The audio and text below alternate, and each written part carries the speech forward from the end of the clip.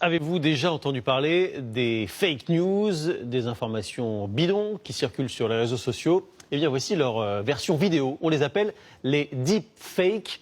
Et on s'arrête ce soir sur ce phénomène pour vous apprendre à les reconnaître et à vous en méfier.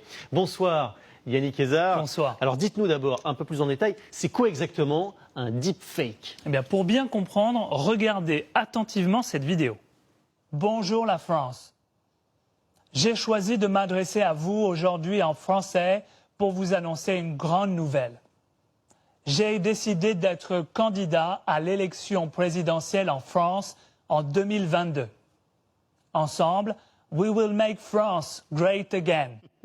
Alors attention, bien évidemment, Donald Trump n'a jamais prononcé ce discours. Au-delà de la voix, c'était la mienne, vous l'avez peut-être reconnu, c'est la vidéo qui est intéressante ici. C'est une fausse vidéo que nous avons fabriquée ici à TF1, précisément pour sensibiliser sur les risques de cette technologie. C'est cela qu'on appelle un deepfake, une vidéo très crédible, mais retouchée par de l'intelligence artificielle. Et c'est là tout le risque, justement. Aujourd'hui, plus besoin de grands moyens pour faire ce type de trucage. Il suffit d'utiliser des programmes gratuits disponibles sur Internet. Alors justement, Yannick, comment fait-on pour fabriquer un deepfake?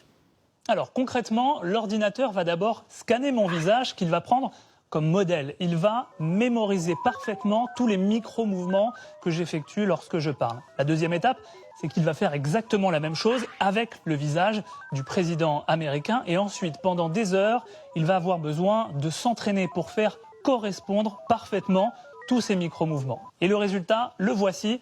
Une fois bien entraîné, le logiciel fait correspondre en temps réel tous les mouvements de mon visage sur ceux du président américain. Il ne reste plus qu'à modifier la voix pour rendre le résultat quasi parfait. Démonstration effectivement saisissante. Yannick, ce qu'on peut en retenir, c'est qu'on n'est pas forcément obligé de croire tout ce que l'on voit. Oui, justement, à partir de maintenant, dites-vous bien une chose, c'est que lorsque vous verrez circuler sur les réseaux sociaux une vidéo de manière virale, où une personnalité, connue ou pas, tient des propos que vous jugerez surprenants ou choquants, dans ce cas, demandez-vous toujours si c'est une vidéo qui a potentiellement donc été retouchée. Fort heureusement, il existe aussi des outils technologiques qui permettent notamment aux journalistes d'analyser ces vidéos et d'essayer de repérer ce type de modification. Et l'autre solution, Yannick, merci beaucoup, c'est de continuer à regarder le journal parce qu'ici, évidemment, il n'y a pas de deepfake ou de fake news, absolument. Merci beaucoup. Toujours à propos